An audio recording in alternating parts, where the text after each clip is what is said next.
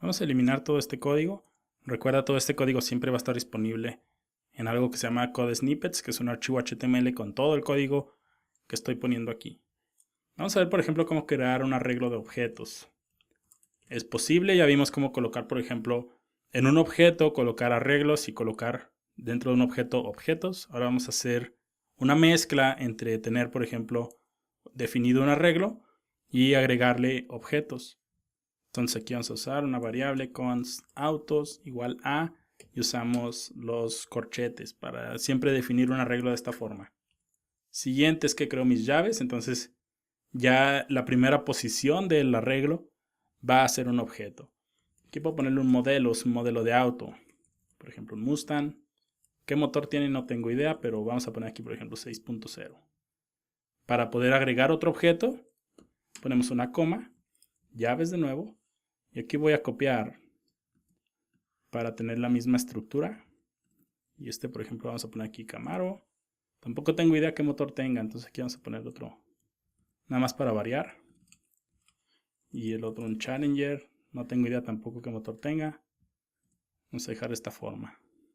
Y por ejemplo, si yo pongo console log autos, guardo cambios, vemos que tenemos 3 elementos en este arreglo. Y recuerda, siempre puedes expandir los objetos de arreglo, siempre puedes expandirlos de esta forma. Y vemos que en la posición 0 tenemos modelo Mustang y un motor 6. Y aquí dice 6.1 y este es 6.3. Vamos a poner aquí nada más 6.2 para que nos regrese igual que a los otros. Para que no nos regrese 6 nada más. Entonces recuerda, para poder acceder a estos valores de uno en uno podrías poner autos y luego, por ejemplo, la posición 0.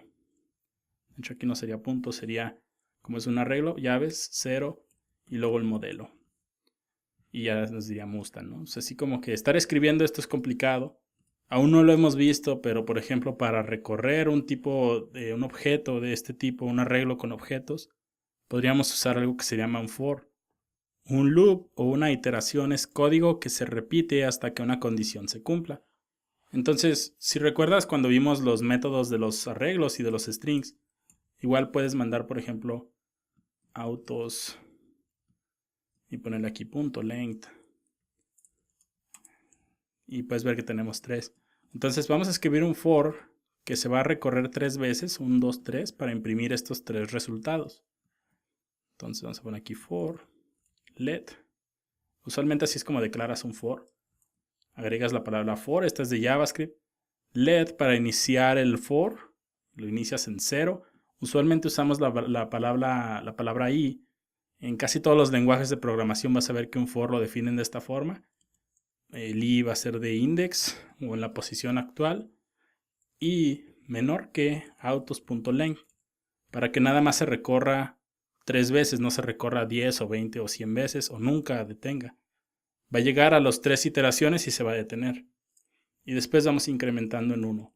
Es decir, empezamos en 0, que vendría siendo la primera posición, imprime este valor y luego crece en 1, imprime el segundo, crece en 1, llega aquí y ya como es menor a 3, es 2, pero ya cuando llegue a 3 no va a ser menor que 3, se detiene. Eso me refiero cuando digo que el for se ejecuta mientras una condición se cumpla. Más adelante lo vamos a ver a detalle los for. Vienen muy completos las explicaciones que vamos a dar y los ejemplos. Entonces vamos a mandar a la consola, console log. Si mandamos autos, nos va a imprimir los autos 3 veces. Si yo, por ejemplo, elimino aquí, nos va a imprimir los autos 3 veces. Porque estamos imprimiendo, estamos diciéndole al for, recórrelo 3 veces, que es la cantidad de elementos en el arreglo. Con length estamos tomándolo. Pero estamos imprimiendo el objeto completo, el arreglo completo. Usualmente cuando vas imprimiendo en un for, quieres que te imprima la posición actual. Entonces yo, por ejemplo, aquí pongo 1, tenemos que imprimir 0, 1 y 2, porque empieza en 0, recorre el for, incrementa en 1 gracias a este incremento, 1 y vuelve a recorrer, incrementa 2. Entonces volviendo a autos, podemos ver que aquí tenemos las mismas posiciones, 0, 1 y 2. Y aquí adentro, igual que como accedemos en un arreglo, en lugar de acceder con 0, 1 o 2, vamos a acceder con SI. SI, si recuerdas, va a pasar 0, 1 y 2, entonces es una forma como de automatizar ese recorrido. Nota cómo al agregar el autos y la posición y nos regresa ya a los modelos por separado. Y puedes ver que son objetos y tienen sus llaves. Entonces si yo quisiera imprimir el Mustang, o más bien dicho el modelo, podría usar la misma notación de punto y ponerle modelo. Y eso nos va a regresar Mustang, Camaro y Challenger. Entonces así es como lo puedes hacer. También motor, guardar cambios, 6.1, 6.2, 6.3. O también, por ejemplo, utilizar un string literal, entre comillas hacia atrás. Y aquí es llaves, signo de dólar llaves. Y voy a copiar todo esto. Este es el motor, entonces el modelo debe ir antes. Aquí modelo.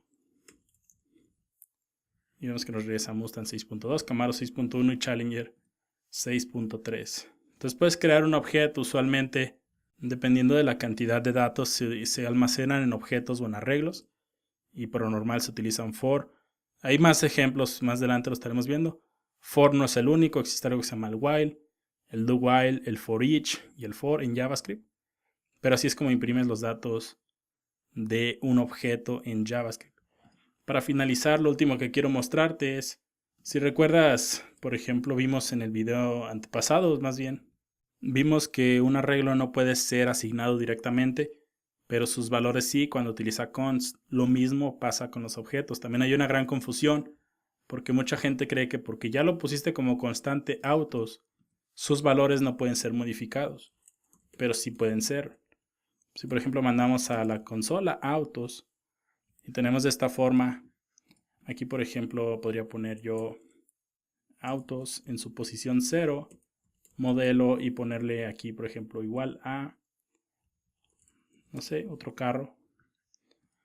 Y vemos que aparece Audi. Entonces sí puedes modificar a los valores de un objeto, al igual que el de un arreglo. O sea, nada más tienes que acceder a los valores individualmente, porque si quieres hacer algo así, igual como modelo,